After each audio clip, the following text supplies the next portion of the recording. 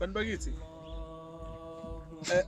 uyathi na ukuthi khona indlela ngalamalanga lawe e-Eid lo ngakhombisa khona inhlonipho kumprofeti Muhammad kuthula makubekwe sallallahu alaihi wasallam.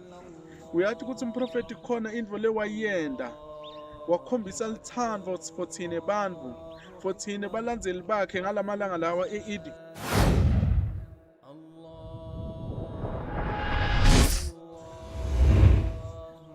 Bismillahir Rahmanir Rahim.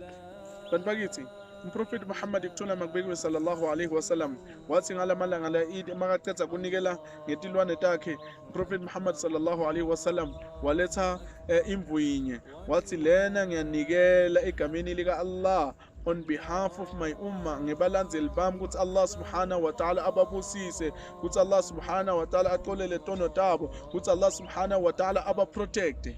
Lokhu umprofeti wayendela thine. Awucabangi na bantu bakithi ukuthi kusikhathi nawe mawunelikhono lelitsite ukuthi nawe unikele silwane lesitsite usihlabe ngamalanga e-Eid, uthi ya Allah ngiyanikela kuwe lesilwane lesi ukuthi ubusise umprofeti Muhammad kuthula makube kuye.